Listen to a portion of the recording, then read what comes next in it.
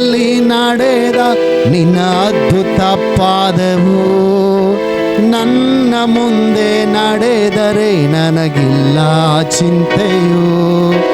ಗಾಳಿ ಬಿರುಗಾಳಿಗಳನ್ನು ತಡೆದ ವಾಕ್ಯವು ನನ್ನ ಸಂಗಡ ಇರುವುದರಿಂದ ಭಯವೇ ಇಲ್ಲವೇ.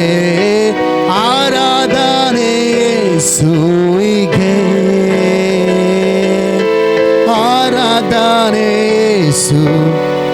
ನೂರ ಬಾಲ ಶಂದಲರೇ, ಆರಾಧನೆ ಯೇಸುವಿಗೆ, ಆರಾಧನೆ ಯೇಸುವಿ. ಏಸಯ್ಯ ನೀ ನುಡಿದರೆ ಸಾಕು ಮಾಡುವೆ, ನೀ ತೋರಿದ ಹಾದಿಯಲ್ಲಿ ನಡೆಯುವೆ, ನಿನ್ನ ಪಾದ ಒಂದೇ ಹಿಡಿಯುವೆ ನನ್ನ ಪ್ರೀತಿಯ ಯೇಸುವೆ. ನೀ ನುಡಿದರೆ ಸಾಕು ಮಾಡುವೆ, ನೀ ತೋರಿದ ಹಾದಿಯಲ್ಲಿ ನಡೆಯುವೆ, ನಿನ್ನ ಪಾದ ಒಂದೇ ಹಿಡಿಯುವೆ ನನ್ನ ಪ್ರೀತಿಯ ಯೇಸುವೆ. ಆರಾಧನೆ ಎಲ್ಲ ಹೃದಯ ಅಂತರಾಳದಿಂದ ಯೇಸುವಿಗಾಗಿ ಸಮರ್ಪಿಸೋಣವೇ.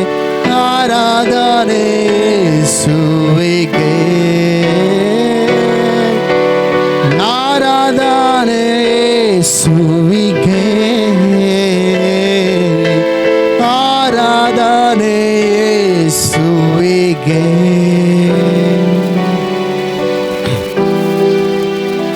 ಯೇಸು ನಾಮದಲ್ಲಿ ಕರ್ತನೇ, ನೀನು ನುಡಿಯುವುದಕ್ಕಾಗಿ, ನೀನು ಮಾತನಾಡುವುದಕ್ಕಾಗಿ ಸ್ತೋತ್ರ.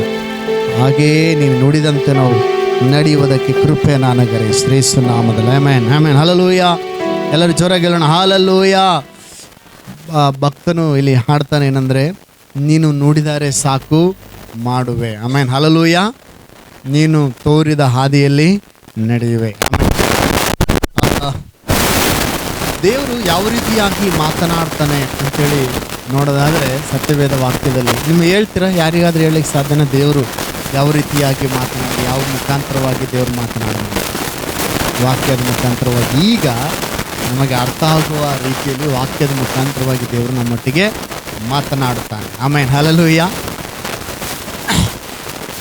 ಬೈಬಲ್ ವಾಕ್ಯದಲ್ಲಿ ನೋಡ್ತೇವೆ, ದೇವರು ಹೇಳ್ತಾನೆ ಮೀರಮ್ಮೇಳಿಗೆ ಮತ್ತು ನಾವು ನೋಡ್ತೇವೆ ಮೀರಮ್ಮೇಳ ಸಂಗಡ ಮಾತ್ರವಲ್ಲದೆ ಆರೋನನ ಸಂಗಡ ಕರೆದು ಹೇಳುವಾಗ ದೇವರು ಒಂದು ಮಾತು ಹೇಳ್ತಾನೆ ಅವ್ರ ಹತ್ರ. ನಾನು ಕೆಲವರಿಗೆ ಕನಸಿನ ಮುಖಾಂತರ ಮಾತಾಡ್ತೀನಿ, ನಾನು ಕೆಲವರಿಗೆ ದರ್ಶನದ ಮುಖಾಂತರ ಮಾತಾಡ್ತೀನಿ ಅಂಥೇಳಿ ದೇವರು ಹೇಳ್ತಾನೆ. ಆಮೇಲೆ ಮೋಶೊಟ್ಟಿಗೆ ನಾನು ಎಲ್ಲರಿಗೂ ಕೆಲವರಿಗೆ ಕನಸಿನ ಮುಖಾಂತರ, ಕೆಲವರು ದರ್ಶನಗಳ ಮುಖಾಂತರ ಮಾತನಾಡಿದ್ರೆ ಮೋಶೆಗೆ ನಾನು ಮುಖಾಮುಖಿಯಾಗಿ ಮಾತನಾಡ್ತೀನಿ ಅಂತ ಹೇಳ್ತಾನೆ. ಹಲ್ಲೆಲೂಯ. ಇನ್ನು ದೇವರು ವಿಧ ವಿಧವಾಗಿ ಮಾತನಾಡ್ತಾನೆ. ಆಮೇನ್, ಹಲ್ಲೆಲೂಯ. ದೇವರು ಅದಕ್ಕೆ ದೇವರು ಹೇಳ್ತಾನೆ, ಚಿಕ್ಕ ಬಾಲಕನ ಮುಖಾಂತರವಾಗಿ ಕೂಡ ದೇವರು ಮಾತಾಡ್ತಾರೆ. ಆಮೇನ್, ಹಲ್ಲೆಲೂಯ. ನನಗೊಂದು ವಿಷಯ ಗೊತ್ತು, ಏನಪ್ಪ ಅಂತಂದರೆ, ಎಲ್ಲಿ ಅಂದರೆ ನಾವು ಇದ್ರಾಗ ಹೋಗ್ತಿದ್ವಿ, ಎಲ್ಲಿ ಬೆಂಗಳೂರಲ್ಲಿ ಹೋಗ್ತಿದ್ವಿ. ಅಲ್ಲಿ ಚಿಕ್ಕ ಮಕ್ಕಳು ಬಂದು ವಾಕ್ಯ ಹೇಳ್ತಾಯಿದ್ರು, ಸಣ್ಣ ಸಣ್ಣ ಮಕ್ಕಳು ಬಂದು ವಾಕ್ಯ ಹೇಳ್ತಾರೆ. ವಾಕ್ಯ ಹೇಳ್ತಿರ್ಬೇಕಾದ್ರೆ ಅಲ್ಲಿ ಒಬ್ಬ ಹುಡುಗ ಈ ರೀತಿಯಾಗಿ ಹೇಳಿದ್ನಂತ, ಏನಂದರೆ, ನೀವು ನಿಮ್ಮ ನೆರೆಯವರ ಸಂಗಡ, ವಿಶೇಷವಾಗಿ ಒಂದೇ ಕುಟುಂಬದವರು ಎನಿಸಿಕೊಂಡ ಕ್ರೈಸ್ತರ ಸಂಗಡ ಮತ್ತು ಎಲ್ಲರ ಸಂಗಡ ನೀವು ಸತ್ಯವನ್ನೇ ಆಡಿರಿ ಅಂತೇಳಿ ಒಂದು ವಾಕ್ಯವನ್ನು ಹೇಳಿದ್ರಂತ, ಪತ್ರಿಕೆಗಳದ ವಾಕ್ಯ. ಆ ವಾಕ್ಯ ಆತನ ಹೃದಯವನ್ನು ಬದಲಾಯಿಸ್ತಂತೆ. ಯಾರೋ ಒಬ್ಬ ಬಿಸ್ನೆಸ್ ಮ್ಯಾನ್ ಯಾಕೆ ಬಿಸ್ನೆಸ್ನಲ್ಲಿ ಫೇಲ್ ಆಗ್ತಾಯಿತ್ತಂದರೆ, ಆವಾಗ ದೇವರಾತ್ಮನ ಮಾತಾಡೋಂಥ, ಮಗನೇ ನೀನು ಬಿಸ್ನೆಸ್ನಲ್ಲಿ ನೀನು ಸುಳ್ಳು ಹೇಳ್ತಿದೀಯ ಜಾಸ್ತಿ, ಅದಕ್ಕೆ ನೀನು ಸತ್ಯವನ್ನು ಆಡು, ನಿನ್ನ ಬಿಸ್ನೆಸ್ ಪಾಸ್ ಆಗ್ತತೆ ಅಂತ ಹೇಳಿದ್ನಂತೆ ದೇವರಾತ್ಮ. ಆ ಚಿಕ್ಕ ಬಾಲಕನು ಹೇಳಿದ ಬಾಯ್ಪಾಠ ವಚನ. ಹಲ್ಲೆಲೂಯ. ಅವಾಗ ಅವನು ಸತ್ಯ ಆಡೋಕ್ಕೆ ಪ್ರಾರಂಭ ಮಾಡಿದ್ನಂತೆ. ಏನಂದರೆ, ಕೆಲಸ ಯಾವಾಗ ನಮ್ಮದು ಕಾಂಟ್ರಾಕ್ಟ್ ಯಾವಾಗ ಮುಗಿತತ್ರಿ ಅಂತ ಹೇಳಿದಾಗ ಆ ವ್ಯಕ್ತಿ ಹೇಳೋಕ್ಕೆ ಸ್ಟಾರ್ಟ್ ಮಾಡಿದಂದರೆ, ಇಲ್ಲ ರೀ 2 ದಿವಸದಲ್ಲಿ ಆಗಲ್ಲ, ನಮಗೆ ಕೆಲಸ ತುಂಬ ಬ್ಯುಸಿ ಐತೆ, ಕರೆಕ್ಟಾಗಿ 1 ವಾರ ಆಗ್ತದೆ ನೋಡ್ರಿ. ಯಾಕಂದ್ರೆ ಸುಳ್ಳು ಹೇಳಿ 2 ದಿವಸ ಅಂತೇಳಿ ನೀವು ಕೊಡ್ರಿ, ಬಿಟ್ರಿ ಒಂದು 15 ದಿವಸ ಆಗಲ್ಲ, ಕರೆಕ್ಟ್ 1 ವಾರದಾಗ ನಮ್ಮ ಕೆಲಸ ಆಗ್ತದೆ. ನಾನು ಸುಳ್ಳು ಹೇಳಿ ನಾಳೆ ಕೊಡ್ತೀನಿ, ನಾಡ್ದು ಕೊಡ್ತೀನಿ ಅಂತೇಳಿ ಇಸ್ಕೊಂಡಿದ್ದಿಲ್ಲ ಅಂತೇಳಿ ಸತ್ಯ ಆಡೋಕ್ಕೆ ಸ್ಟಾರ್ಟ್ ಮಾಡಿದಾಗ ಜನ ಆತನಿಗೆ ಅಟ್ರಾಕ್ಷನ್ ಆದ. ಈತ ಕರೆಕ್ಟಪ್ಪ, ಕರೆಕ್ಟಾಗಿ ಏನಂದರೆ 1 ವಾರ ಅಂದರೆ 1 ವಾರ ಅಂತ ಹೇಳ್ತಾನೆ. ಇಲ್ಲ, ಪೈಲೇಕೆ ಹೇಳ್ಬಿಡ್ತಾನೆ, ಇವನು ಮೊದಲೇ ಹೇಳ್ಬಿಡ್ತಾನೆ 2 ದಿವಸ ಅಂದರೆ 2 ದಿವಸ ನೀನು ಕೆಲಸ ಮಾಡ್ಕೊಡ್ತೀನಿ ಅಂತ. ಇಲ್ಲಾಂದರೆ 1 ವಾರ ಅಂದರೆ 1 ವಾರದಾಗ ಮಾಡ್ಕೊಡ್ತೀನಿ ಅಂತ ಕರೆಕ್ಟ್ ಹೇಳ್ಬಿಡ್ತಾನೆ ಅಂಥೇಳಿ ಜನ ಈತನಿಗೆ ಅಟ್ರಾಕ್ಷನ್ ಆಗಿ ಏನು ಮಾಡಿದ್ರಂದರೆ, ಈತನ ಬಿಸ್ನೆಸ್ಸು ಉನ್ನತ ಮಟ್ಟಕ್ಕೆ ಪ್ರಾರಂಭವಾಯಿತಂತೆ. ಆಮೇನ್, ಹಲ್ಲೆಲೂಯ. ಇಲ್ಲಿರೋರು ಎಷ್ಟು ಜನ ಹಲ್ಲೆಲೂಯಾ, ಎಷ್ಟು ಜನ ನಂಬ್ತೀರಿ ದೇವ್ರು ಮಾತಾಡ್ತಾನೆ? ವಿಷಯ ಏನಂದರೆ ದೇವರನ್ನು ಮಾತಾಡ್ತಾನೆ, ಬಟ್ ವಿಧೇಯರಾಗುವುದು ಬಹಳ ಪ್ರಾಮುಖ್ಯವಾದ ಸಂಗತಿ. ಹಲ್ಲೆಲೂಯಾ, ವಿಧೇಯರಾಗಬೇಕು. ನೋಡ್ರಿ, ದೇವರು ಹಳೆ ಒಡಂಬಡಿಕೆಯಲ್ಲಿ ಕೂಡ ವಿಧವಾಗಿ ಮಾತನಾಡಿದ. ವಿಧೇಯರಾಗುವಾಗ ಅದಕ್ಕೆ ನಮಗೆ ಆಶೀರ್ವಾದ ಇರ್ತದೆ. ಚಿಕ್ಕ ಬಾಲಕನ ಹೇಳಿದ ಬಾಯ್ಪಾಠ ವಚನಕ್ಕೆ ಆ ವ್ಯಕ್ತಿ ವಿಧೇಯನಾದ್ರಿಂದ ಆತನನ್ನು ದೇವರು ಟಾಪ್ ಲೆವೆಲಲ್ಲಿ ಆತನನ್ನು ಕರ್ಕೊಂಡು ಬಂದ. ಅಂದರೆ ದೊಡ್ಡ ಆತನ ಬಿಸ್ನೆಸ್ಸನ್ನು ಆಶೀರ್ವಾದ ಮಾಡಿದ್ವಿ. ದೇವರು ಕತ್ತೆ ಮುಖಾಂತರವಾಗಿ ಕೂಡ ಮಾತಾಡ್ತಾರೆ. ಗೊತ್ತಾ ನಿಮಗೆ? ಕತ್ತೆ ಬಾಯಿ ತರಿಸಿದ ಸತ್ಯವೇದ ವಾಕ್ಯದಲ್ಲಿ ಎಷ್ಟು ಚೆನ್ನಾಗಿ ಗೊತ್ತು.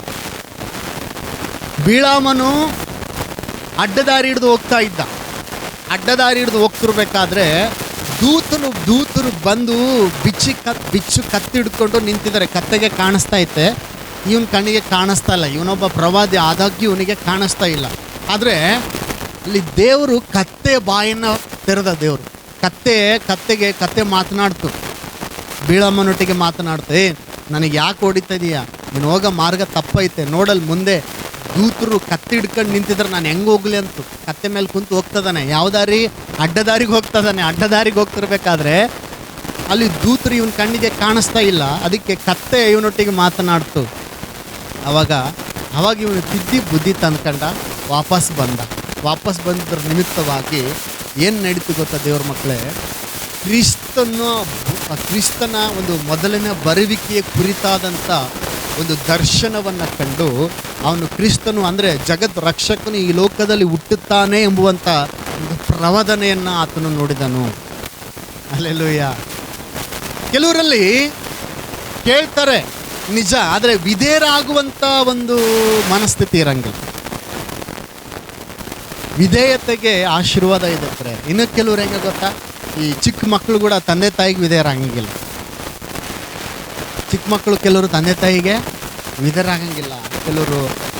ಕೆಲವ್ರದ್ದು ಹೆಂಗಪ್ಪ ಅಂತಂದರೆ ಹಿಂಗಿರ್ತತೆ, ಅಂದರೆ ಮನುಷ್ಯನ ಸ್ವಭಾವ. ಬಟ್ ಏನು ಗೊತ್ತಾ, ಕತ್ತಿಗೆ ಇವನು ಅನ್ಬೋದಾಗಿತ್ತೆ. ನನಗೆ ಹೇಳ್ತೀಯ, ನೀನು ಕತ್ತಿಯಾಗಿ ನನಗೆ ಹೇಳ್ತೀಯ, ನಾನು ಹೊಡಿತೀನಿ ತಡಿ ಅಂತ ಹೊಡೆಯಕ್ಕೆ ನಿಂತಿದ್ರು. ಇನ್ನು ದೊಡ್ಡ ಶಿಕ್ಷೆಗೆ ಇವನು ಏನಾಗ್ತಿದ್ನು? ಗುರಿ ಆಗ್ತಿದ್ನು. ಅದಕ್ಕೆ ನನಗೊಂದು ಚೆನ್ನಾಗಿ ನಾನು ಕಲ್ತ್ಕೊಂಡಿದ್ದೀನಿ. ನನ್ನನ್ನು ನೋಡಿರ್ಬೇಕಾರೆ ಒಂದು ವೇಳೆ ಸರಿಯಾದದ್ದು ಚಿಕ್ಕ ಬಾಲಕ ಬಂದು ಹೇಳಿದ್ರು ನಾನು ಕೇಳ್ತೀನಿ. ಒಂದು ವೇಳೆ ಬಂದು ಯಾರನ್ನೋ ಹೇಳಿದ್ರು, ಫಾಸ್ಟ್ರೇ ಪ್ರಾರ್ಥನೆ ಮಾಡ್ಬೇಕ್ರಿ, ಅದು ಗೊತ್ತಿಲ್ಲ ನನಗೆ ಪ್ರಾರ್ಥನೆ ಮಾಡ್ಬೇಕಂತ. ಪ್ರಾರ್ಥನೆಯಲ್ಲಿ ಪವರ್ ಐತ್ರಿ, ಪ್ರಾರ್ಥನೆಯಲ್ಲಿ ಶಕ್ತಿ ಐತ್ರಿ, ಪ್ರಾರ್ಥನೆಯಲ್ಲಿ ಅಭಿಷೇಕ ಐತ್ರಿ ಅಂತ ಯಾರನ್ನ ಬಂದು ಹೇಳಿದ್ರೆ ಆಮೇನ್ ಕರೆಕ್ಟ್ ಅಂತೀನಿ, ಹೌದು ಮಾಡ್ಬೇಕಂತೀನಿ. ಮಗನೇ ನನಗೆ ಗೊತ್ತಿಲ್ಲ, ಏನು ಎಷ್ಟು ಪ್ರಸಂಗ ಮಾಡೀನಿ, ನಾನು 15 ವರ್ಷದಿಂದ ಸೇವೆ ಮಾಡ್ತಾಯಿದ್ದೀನಿ, ಎಷ್ಟು ಪ್ರಸಂಗ ಮಾಡಿ ಏನು ಹೇಳ್ತಿಲ್ಲ ನೀನು, ನನಗೆ ಗೊತ್ತಿಲ್ಲ ಅನ್ಲೇ ಅನ್ನಂಗಿಲ್ಲ. ಅವ್ನು ಹೇಳ್ತಿರೋ ಸತ್ಯ, ಅದಕ್ಕೆ ಆಮೇನ್ ಅನ್ಬೇಕು ನಾವು. ಅಲ್ಲೆಲ್ಲೋ ಅದರರ್ಥ ಹೌದು ಹಾಗೆ ಆಗಲಿ ಅಂತ ಅರ್ಥ. ಹೌದು, ಪ್ರಾರ್ಥನೆಯಲ್ಲಿ ಶಕ್ತಿ ಇದೆ, ಪ್ರಾರ್ಥನೆಯಲ್ಲಿ ಬಿಡುಗಡೆ ಇದೆ, ಪ್ರಾರ್ಥನೆಯಲ್ಲಿ ಅಭಿಷೇಕ ನಾವು ಹೇಳಬೇಕು. ಆಮೇನ್ ಹಲ್ಲೆಲೂಯಾ. ಕೆಲವ್ರ ಸ್ವಭಾವ ಹೆಂಗಪ್ಪ ಅಂತಂದರೆ, ನನಗೆ ಒಂದು ವಿಷಯ ನೆನಪೈತೆ. ಯಾರ್ದೋ ಮನೆಗೆ ಹೋದಾಗ ಒಂದು ಶೋಕೇಶ್ ಥರ, ಅದು ಹಿಂಗೆ ನೇತಾಕುವಂಥ ಗ್ಲಾಸಿನ ಶೋಕೇಸು. ಅವರು ಮಳೆಗಳಿದಾವೆ, ಇಲ್ಲೊಂದು ಮಳೆ ಐತೆ, ಅಲ್ಲೊಂದು ಮಳೆ ಐತೆ. ಆ ತಂದೆ ತಾಯಿ ಹೇಳ್ತಿದ್ರೆ ಅದು ಇಲ್ಲಿ ಬೇಡ, ಅಲ್ಲಿ ನೇತಾಕಬೇಕು ಮೇಲೆ ಅಂತೇಳಿ. ಇಲ್ಲ ಇಲ್ಲೇ ನೇತಾಕ್ಬೇಕಂತಾರೆ. ಯಾಕಪ್ಪ ಅಲ್ಲಿ ಇಲ್ಲ ಇಲ್ಲಿ ಬೇಡ ಅಲ್ಲಿ ನೇತಾಕ್ಬೇಕಂದ್ರೆ, ಇಲ್ಲ ನನಗೆ ಇಲ್ಲೇ ನೇತಾಕ್ಬೇಕಂತ ನನ್ನ ಮೆಣ್ಣೆಗೆ ಬಂದತ್ತೆ, ನಾನು ಅದಕ್ಕೆ ಇಲ್ಲೇ ನೇತಾಕ್ತೀನಿ, ಅದನ್ನು ಇಲ್ಲೇ ಜೋಗಾಕ್ತೀನಿ ಅಂದರೆ. ಆಮೇಲೆ ಏನು ಮಾಡಿದ್ರು ಗೊತ್ತಾ, ಲಾಸ್ಟಿಗೆ ಅದು ಅಲ್ಲೇ ಜೋಗಾಕಿದ್ರು. ಚಿಕ್ಕ ಮಕ್ಕಳು ಆಡ್ಕೊಂತ ಬಂದು ಅದನ್ನು ಮುಟ್ಟಿದ್ರು, ಅದು ಕೆಳಗೆ ಬಿದ್ದು ಓಡ್ದೋಯ್ತು. ಅಂದರೆ ಯಾರಾದರೂ ಒಂದು ಮಾತು ಏನಾದರೂ ಹೇಳ್ತಾರಪ್ಪ ಅಂತಂದರೆ ಅದು ಯಾಕೆ ಹೇಳ್ತಾರೆ. ಇನ್ನು ಕೆಲವ್ರಿಗೆ ಏನು ಗೊತ್ತಾ, ಅವ್ರ ಮಾತು ನಂಗೆ ಕೇಳಿಬಿಟ್ರೆ ಅವನು ದೊಡ್ಡನಾಗ್ತಾನೆ, ನಾನು ಇಲ್ಲ ಆವಾಗಲೇ ನಾವು ಸಣ್ಣರಾಗೋದು. ಯಾರಾದರೂ ಒಂದು ಮಾತು ಏನಾದರೂ ಹೇಳಿದ್ರು, ಅದು ಸರಿಯಾದದ್ದನ್ನು ಯಾರಾದರೂ ಹೇಳಿದಾಗ ನಾವು ಅದನ್ನು ಕೇಳ್ದೆ ಹೋಗ್ತೀವಲ್ಲ, ಏನಂತ ಗೊತ್ತು, ನಮ್ಮ ಮಗಳು ಅಥವಾ ನಮ್ಮ ಮಗ ಕೆಟ್ಟ ಎದುರದನಪ್ಪ ಇವನು, ಹೇಳಿದ ಮಾತೇ ಕೇಳಂಗಿಲ್ಲ, ತಂದೆ ಸರಿ ಅಂತ ಅನಿಸ್ತದೆ. ಕೆಲವು ಸಾರಿ ನಮಗೆ ಅನಿಸ್ತತೆ ಇಲ್ಲ, ಆ ತಂದೆ ತಾಯಿಗೆ ಅನಿಸ್ತತಿಲ್ಲ. ಈಗ ಮುಂದೆ ಅಂದಿದ್ರು ಕೂಡ ಹಿಂದಾಗಲಿ ಅಂತಾರೆ, ಕೆಟ್ಟ ಎದುರದನಪ್ಪ ಇವನು, ಹೇಳಿದ ಮಾತೇ ಕೇಳಂಗಿಲ್ಲ ಇವನು, ಯಾವುದು ಸರಿಯಲ್ಲ ಅಂತ ನಾವು ಹೇಳಿದ್ರು ಕೂಡ ಇವನು ಕೇಳಂಗಿಲ್ಲ ಅಂತ ಅಂತಾರೆ.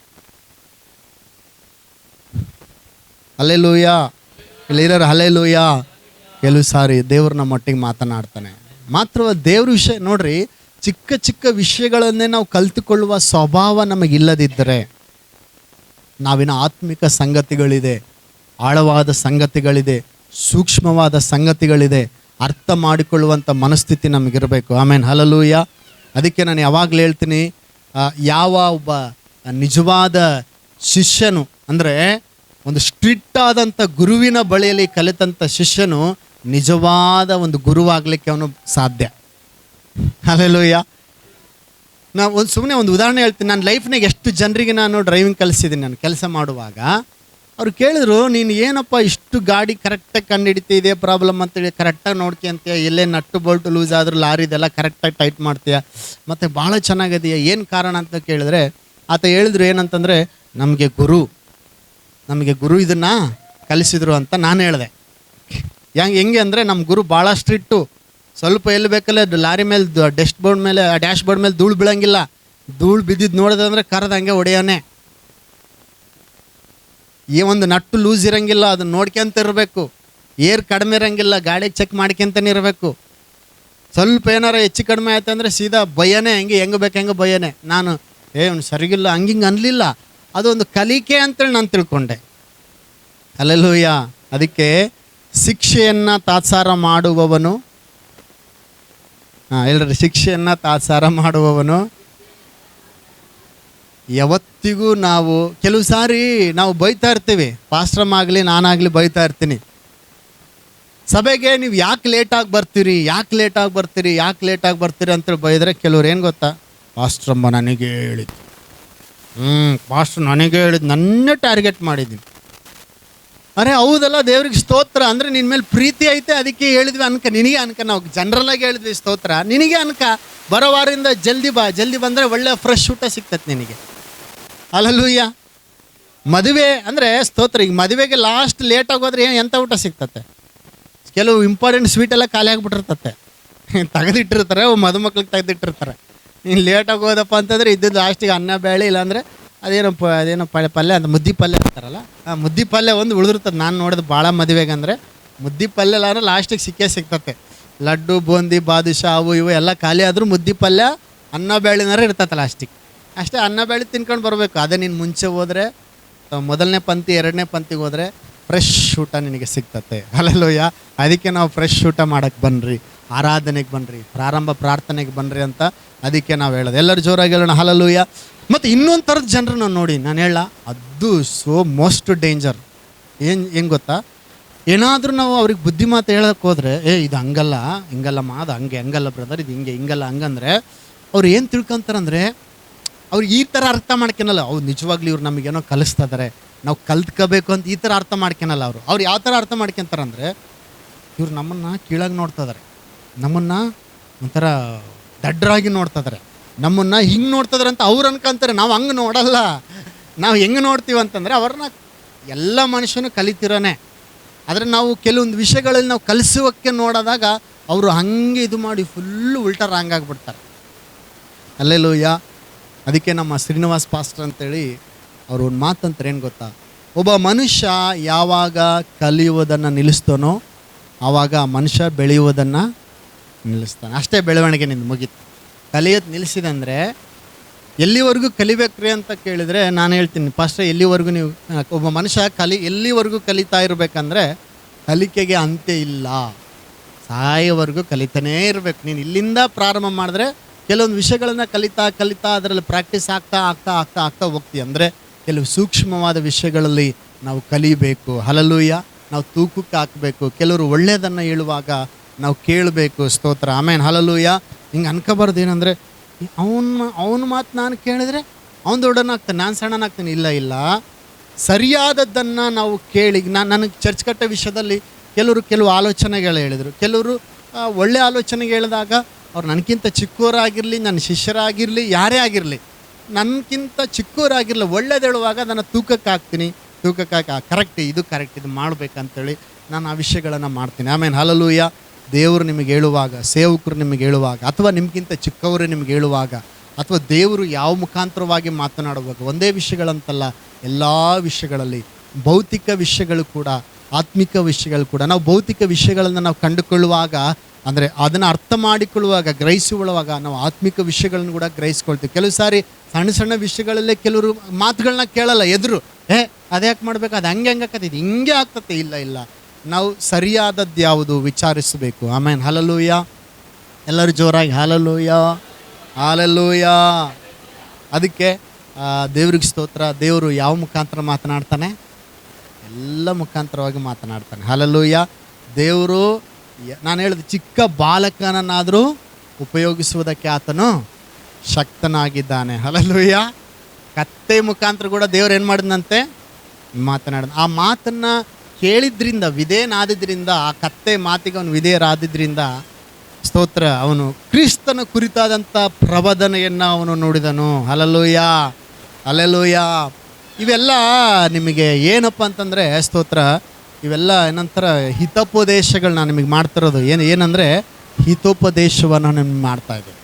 ಭಾಳ ಪ್ರಾಮುಖ್ಯತೆ ಹಿತೋಪದೇಶ. ಬರೀ ಉಪದೇಶಕ್ಕಿಂತಲೂ ಹಿತೋಪದೇಶ ಏನದು ಬುದ್ಧಿವಾದಗಳು ಬಹಳ ಬಹಳ ಬಹಳ ಬಹಳ ಪ್ರಾಮುಖ್ಯವಾದಂಥ ವಿಷಯಗಳಾಗಿದೆ. ಅದಕ್ಕೆ ನೋಡಿರಿ, ಜ್ಞಾನೋಕ್ತಿಗಳನ್ನ ನೀವು ಚೆನ್ನಾಗಿ ಓದಬೇಕು. ಅದರಲ್ಲಿ ಒಂದೇ ಇಷ್ಟೇ ಉದ್ದ ಇರ್ತತೆ.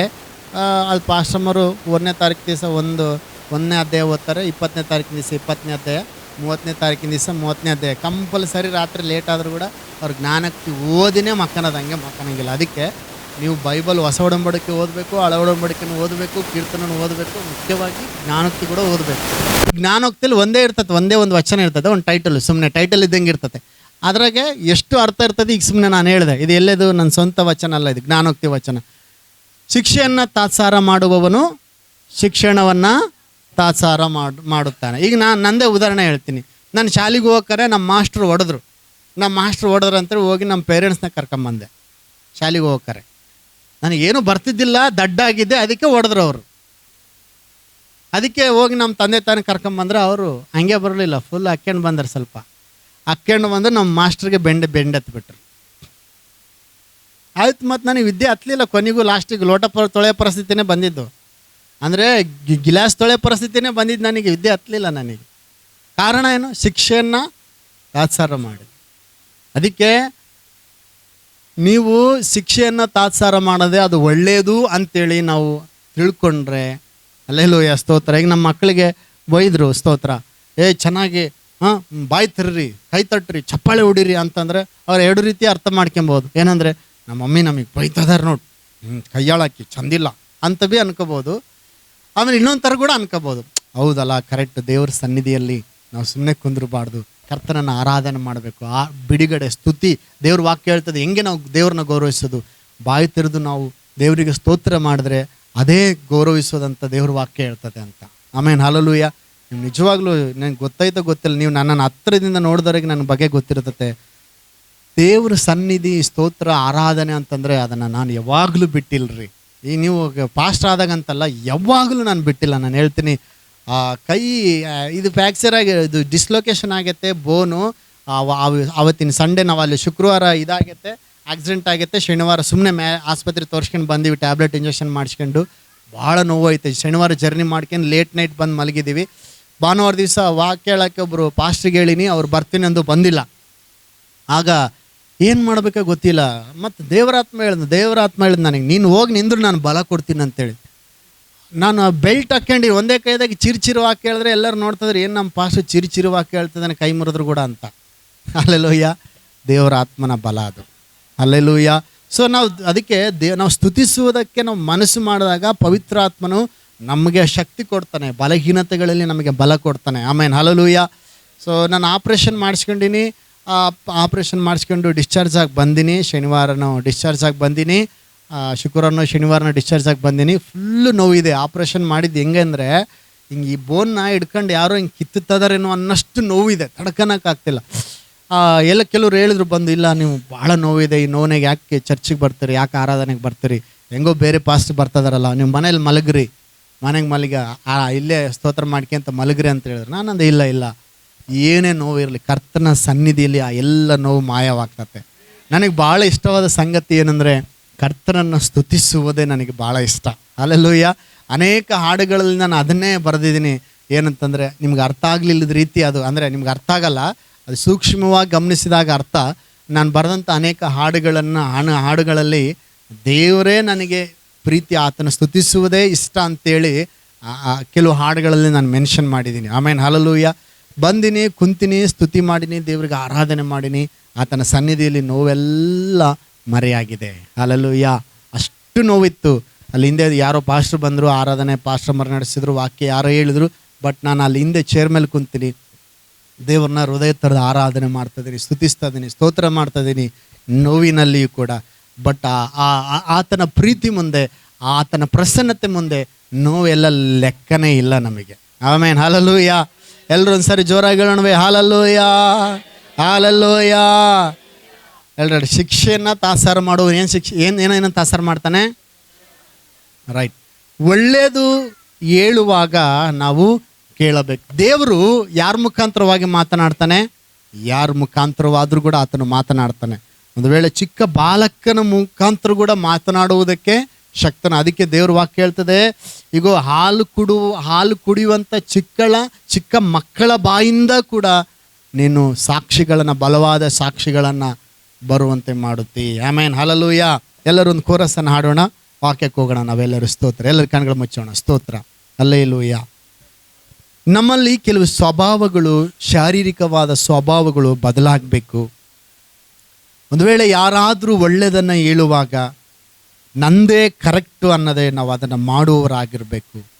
ಶಿಕ್ಷೆಯನ್ನು ನಾವು ತಾತ್ಸಾರ ಮಾಡದೆ, ಹಲ್ಲೆಲೂಯಾ, ನಾವು ಶಿಕ್ಷಣಕ್ಕಾಗಿ ಶಿಕ್ಷೆಯನ್ನು ಸ್ವೀಕರಿಸಬೇಕು. ಅದು ನನಗೆ ಆಹಾರ ಅಂತೇಳಿ ತಿಳ್ಕೊಳ್ಬೇಕು, ಅದು ನನಗೆ ಒಳ್ಳೆಯದೆಂಬುದಾಗಿ ನಾವು ತಿಳ್ಕೊಳ್ಬೇಕು. ಹಲ್ಲೆಲೂಯಾ. ಸ್ತೋತ್ರ. ನಾವೆಲ್ಲ ಕಣ್ಗಳು ಮುಚ್ಚೋಣ. ಹಲ್ಲೆಲೂಯಾ. ಆರಾಧನೆ ಯೇಸುವಿಗೆ, ಆರಾಧನೆ ಯೇಸುವಿಗೆ, ಆರಾಧನೆ ಉರಿಯಲ ಮನಶಂದರ, ಆರಾಧನೆ ಏಸಯ್ಯ. ನೀ ನುಡಿದರೆ ಸಾಕು ಮಾಡುವೆ, ನೀ ತೋರಿದ ಹಾದಿಯಲ್ಲಿ ನಡೆಯುವೆ, ನಿನ್ನ ಪಾದ ಒಂದೇ ಹಿಡಿಯುವೆ, ನನ್ನ ಪ್ರೀತಿಯ ಯೇಸುವೆ. ನೀ ನುಡಿದರೆ ಸಾಕು, ನೀ ತೋರಿದ ಹಾದಿಯಲ್ಲಿ ನಡೆಯುವೆ, ನಿನ್ನ ಪಾದ ಒಂದೇ ಹಿಡಿಯುವೆ, ನನ್ನ ಪ್ರೀತಿಯ ಯೇಸುವೆ. ಆರಾಧನೆ ಊರಬಲ ಶಂದಲ ಮನರಿಗೆಲ ಆರಾಧ. ನಾವೆಲ್ಲರೂ ಸೇರಿ ಹೃದಯ ಅಂತರಾಳದಿಂದ ಯೇಸುವಿಗಾಗಿ ಆಡೋಣವೇ. ಆರಾಧನೆ ಯೇಸುವಿಗೆ, ಆರಾಧನೆ ಯೇಸುವಿಗೆ, ಆರಾಧನೆ ಯೇಸುವಿಗೆ, ಆರಾಧನೆ ಯೇಸುವಿಗೆ. ಸ್ತುತಿಗಳ ಮಧ್ಯದಲ್ಲಿ ವಾಸ ಮಾಡುವ ತಂದೆ, ನಿನ್ನ ಮೇಲಾದ ನಾಮಕ್ಕೆ ಸ್ತೋತ್ರಗಳನ್ನು ಸಲ್ಲಿಸ್ತೇವೆ ರಾಜ. ವಿಶೇಷವಾದ ನಿನ್ನ ಕೃಪೆಗಾಗಿ ಸ್ತೋತ್ರಗಳನ್ನು ಸಲ್ಲಿಸುತ್ತೇವೆ. ಮಹಿಮೆಯಾದ ಕಾರ್ಯಗಳನ್ನು ನೀನು ಮಾಡ್ರಿ ತಂದೆದ ದೇವರೇ. ಸ್ವಾಮಿ, ಮುಂದಿನ ವಾಕ್ಯ ಭಾಗದಲ್ಲಿ ನೀನು ಮಾತನಾಡಿ ಮಹಿಮೆ ಹೊಂದ್ಕೊಳ್ಬೇಕೆಂಬುದಾಗಿ ಯೇಸುವಿನ ದಿವ್ಯ ನಾಮದಲ್ಲಿ ನಂಬಿಕೆಯಿಂದ ಪ್ರಾರ್ಥಿಸಿ ಬೇಡಿ ಹೊಂದಿದ್ದೇವೆ ಪರಲೋಕ ತಂದೆ. ಆಮೇನ್, ಆಮೇನ್. ಹಲ್ಲೆಲೂಯಾ. ದೇವರಿಗೆ ಸ್ತೋತ್ರ. ಈ ಸಮಯದಲ್ಲಿ